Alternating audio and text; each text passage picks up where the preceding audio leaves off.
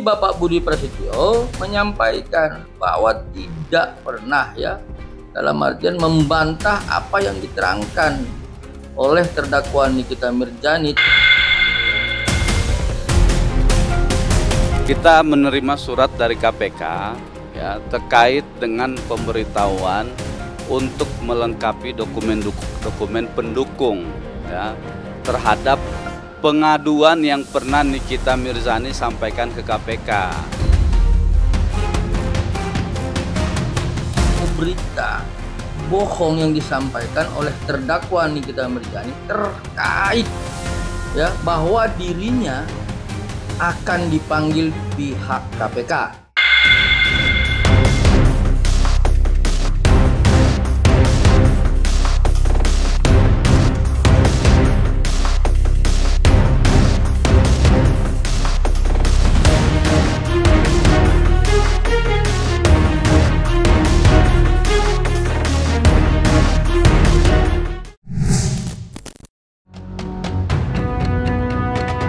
Belum lama ini, kisruh pertarungan hukum yang melibatkan Nikita Mirzani dan Dr. Reza Gladys kembali harus meruncing. Pasalnya, ibu 3 anak itu mengaku kalau laporannya ke Komisi Pemberantasan Korupsi sudah mendapatkan surat tanggapan resmi. Namun yang mengejutkan, tak berselang lama pengakuan itu langsung dibantah secara tegas oleh Budi Prasetyo selaku juru bicara KPK. Sontak saja, bantahan itu berhasil membuat gempar serta memancing reaksi beragam dari masyarakat. Termasuk diantaranya dari Julianus Paulus Sembiring selaku kuasa hukum Dr. Reza Gladys. Guna menanggapi tajamnya sorotan publik, pihak Nikita pun memberikan klarifikasi lewat unggahan media sosial. Dipanggil itu maksudnya disuruh memenuhi data-data yang kurang. Tegas akun media sosial Nikita Mirzani. Ya, lewat unggahan itu, pihak Nikita bahkan sampai menunjukkan beberapa potongan surat tanggapan KPK guna membuktikan kalau ucapan sang selebritis isapan jempol belaka. Dan tak lupa, mereka juga mengingatkan kepada publik bahwa informasi terkait laporan ini hanya akan diberikan ke pihaknya, bukan ke hadapan orang banyak. Dan ingat, prosesnya hanya akan disampaikan ke pelapor, bukan disampaikan untuk umum.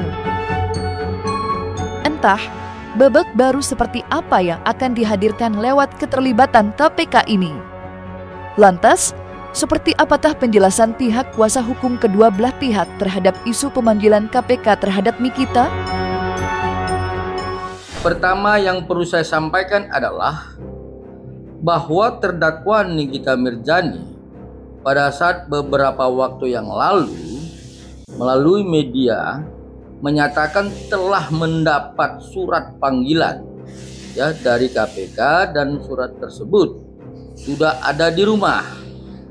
Yang kemudian hal tersebut langsung ditanggapi pihak dari Komisi Pemberantasan Korupsi, yaitu Bapak Budi Prasetyo sebagai juru bicara dari Komisi Pemberantasan Korupsi. Dalam hal ini Bapak Budi Prasetyo menyampaikan bahwa tidak pernah dalam artian membantah apa yang diterangkan oleh terdakwa Nikita Mirzani tentang bahwa dirinya telah dipanggil dan akan dimintai keterangan oleh KPK melalui keterangannya pada saat di Pengadilan Negeri Jakarta Selatan. Nah, kemarin itu memang Nikita sampaikan di persidangan. Per hari Kamis kemarin, KPK atau Nikita mendapatkan surat dari Komisi Pemberantasan Korupsi. Yang saya sampaikan di sini adalah tentang soalnya adanya satu keterangan atau berita bohong yang disampaikan oleh terdakwa Nikita Mirzani terkait bahwa dirinya akan dipanggil pihak KPK. Karena hal itu sudah dibantah secara langsung melalui media yang kami baca oleh Bapak Budi Prasetyo sebagai juru bicara Komisi Pemberantasan Korupsi. Surat kita menerima surat dari KPK terkait dengan pemberitahuan untuk melengkapi dokumen pendukung ya terhadap pengaduan yang pernah Nikita Mirzani sampaikan ke KPK. Ya, kemarin di dalam surat itu KPK menyebutkan kepada pengadu ya dalam hal ini Nikita Mirzani pada saat itu diwakili oleh tim penasehat hukum juga, diberitahukan untuk menyampaikan dokumen-dokumen pendukung terkait dengan adanya pengaduannya kepada KPK ya, institusi kita, adanya dugaan suap. Selain memberikan tanggapan terhadap ucapan Nikita Mirzani yang mengaku sudah mendapatkan surat tanggapan dari KPK, pihak kuasa hukum Dr. Reza turut menuturkan pula beberapa catatan penting terhadap laporan tersebut. Contohnya, tentang bukti berbentuk rekaman percakapan yang diduga disertakan oleh Nikita Mirzani. Dalam laporan ke KPK seperti diketahui, rekaman tersebut diduga berisi bukti percakapan antara dua kerabat Dr. Reza kala membahas upaya pengkondisian alias penyuapan terhadap beberapa oknum aparat penegak hukum. Lantas benarkah Julianus menyebut rekaman itu bukan bukti yang kuat untuk membuat laporan dugaan penyuapan?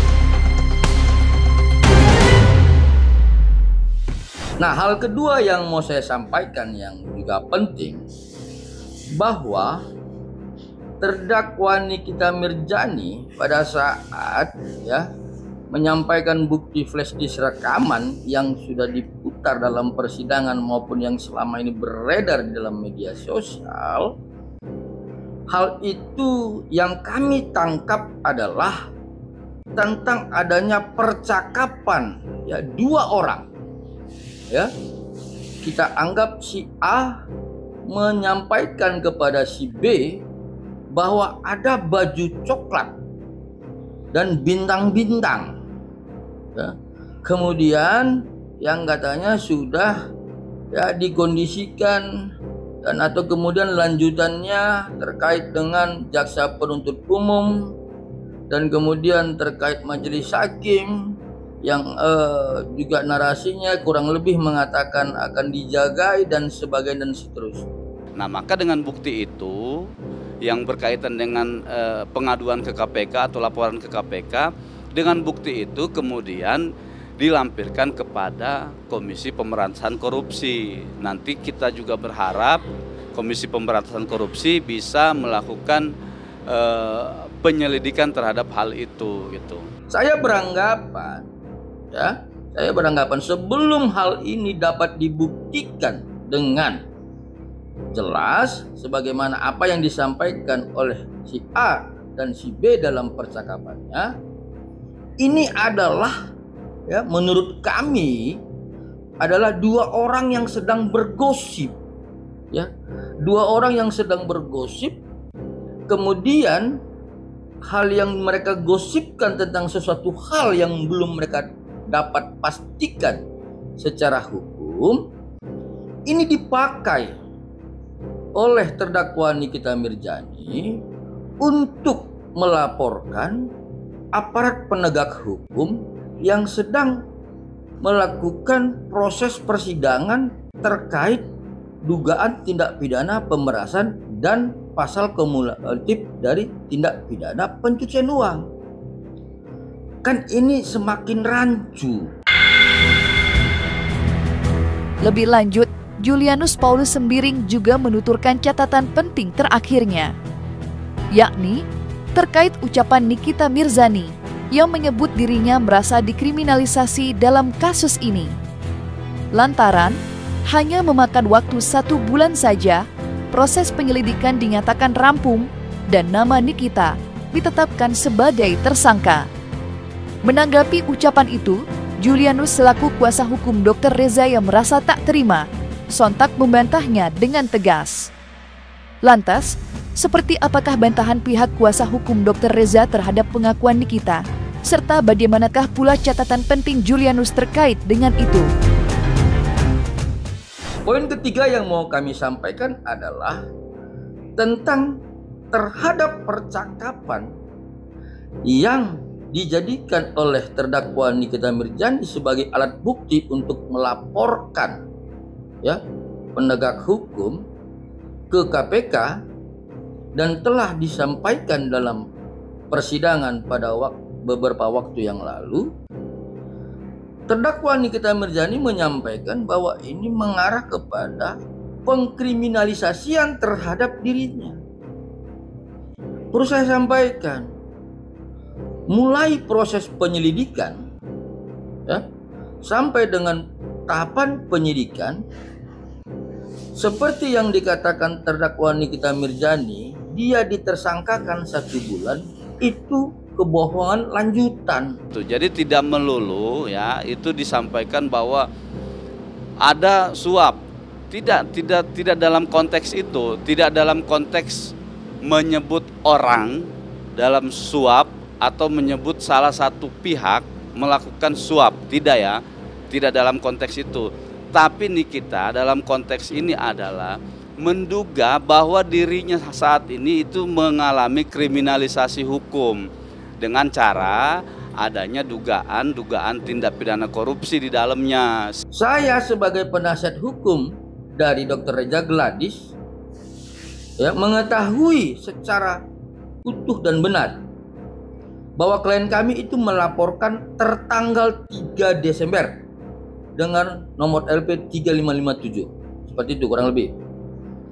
Kemudian Januari dipanggil kembali klien kami untuk dimintai keterangan dalam tahapan sidik. Lalu ya, tersangka ditetapkan ya, itu pada saat Februari. Artinya adalah apa yang disampaikan oleh terdakwa Nikita Mirzani yang mengatakan pertama dirinya dikriminalisasi dengan tambahan narasi bahwa dia ditersangkain 1 bulan, itu kan satu pernyataan bohong lanjutan. Kenapa? Ini lewat dari 2 bulan ya, mulai Desember sampai Februari, dan dia ditahan di bulan Maret. Di lain sisi, rumitnya drama perseteruan Nikita dan Dr. Reza bahkan membuat sederet nama-nama besar harus terseret ke dalam pusaran konflik. Salah satunya tak lain adalah Fitri Salhuteru, sang mantan sahabat yang kini kerap dikabarkan berselisih paham dengan Nikita. Menariknya, nama Fitri sampai dikait-kaitkan ke dalam dugaan upaya penyuapan pihak Dr. Reza terhadap oknum aparat penegak hukum. Pasalnya, banyak yang menduga kalau Fitri lah yang bertemu dengan salah satu oknum jaksa penuntut umum itu. Menyaksikan namanya yang terus dibawa-bawa, Fitri Salhuteru pun melempar tantangan. Ia berkata, bagi siapapun yang dapat membuktikan pertemuan tersebut akan mendapatkan imbalan uang senilai ratusan miliar. Lantas, bagaimana penjelasan Fitri Salhuteru terhadap sayembara tersebut, serta apa pula tata doktif melihat aksi Fitri Salhuteru dalam kisruh ini?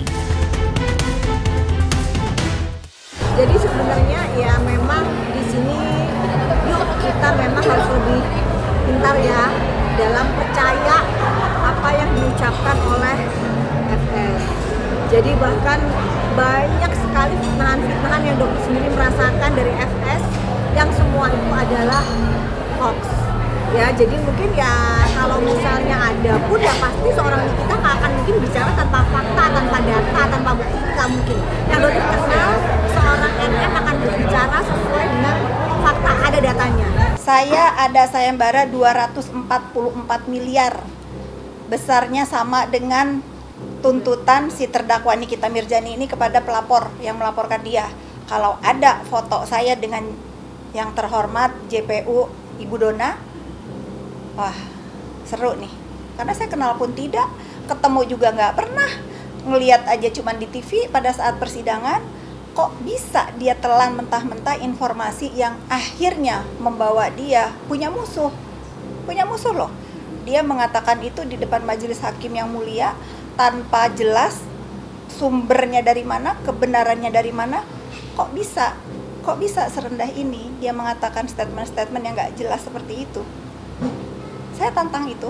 Jadi ya kalau misalnya dia bicara memang ada foto dengan JPU Dona kalau nggak salah ya pasti itu pun ada datanya. Dan aku sudah bocor apa gimana? Bocor di media sosial. Berarti sayembaranya kan ada sayembara 244 miliar ya atau meter ya atau meter. Nah mungkin 244 meter mungkin bisa dijawab. Itu kan seorang FS kemarin sempat melayangkan sayembara tersebut. Sementara itu, Sitri Sahuteru nampaknya mulai jengah juga mendengar namanya yang berulang kali dikait-kaitkan dengan konflik tak berkesudahan antara Nikita Mirzani dan Dr. Reza. Walau saat ini, dirinya sudah tidak lagi diselimuti amarah yang menggebu-gebu, Fitri mengaku tidak akan segan untuk membawa perkara ini ke ranah hukum. Bila mana, namanya terus dibawa-bawa dan dikait-kaitkan dalam beragam bentuk dugaan yang tidak benar. Lantas, seperti apakah pengakuan Fitri tentang perasaannya saat ini, serta bagaimanakah pula penjelasannya terkait rencana upaya hukum tersebut? Saya kalau nggak berhenti melibatkan menyebut-nyebut nama saya terus, ya mungkin ada baiknya saya juga melaporkan. Karena ini nggak lucu ya, ini kan mengenai masalah besar, membawa-bawa nama pejabat negara yang selalu ya sudahlah, tahulah, tapi nantilah saya pertimbangkan apakah apakah saya punya waktu sekedar untuk melaporin si terdakwa ini. Saya masih punya mulut dan jari saya masih bisa ngelawan, tapi nanti kalau udah keterlaluan mungkin saya pertimbangkan lagi. Ini yang lebih aneh lagi ya. Saya sebagai penasihat hukum dari Dr. Reza Gladys ya, sampai dengan terakhir ya, tahap 1 dan tahap kedua, memang ada melakukan satu koordinasi terhadap petunjuk P19, itu benar. Tetapi sampai dengan persidangan kami saja ya sebagai penasihat hukum tidak bisa lagi berkoordinasi dengan jaksa penuntut umum, karena itulah merupakan kewenangan mereka sebagaimana dominus litis. Apalagi pihak lain ya. Bagaimana mungkin jaksa penuntut umum mau berkoordinasi dengan pihak lain, sementara dengan kami penasihat hukum saja mereka membatasi gitu. Saya nggak geram. Awalnya saya geram, dari geram ya udah jadi lucu gitu ya. Dari lucu kok aneh ya, jadi jijik. Sekarang jadi kasihan gitu. Semakin kesini semakin ngawur.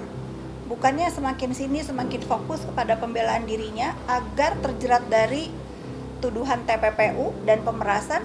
Kenapa Fitri Sahuteru selalu menjadi cerita-cerita dalam setiap persidangan. Nanti kalau saya ngomong begini, pendukung-pendukungnya dibilang ikut campur terus. Padahal kan selama ini saya hanya bereaksi atas aksi-aksi yang terjadi, yang ditimbulkan oleh dia.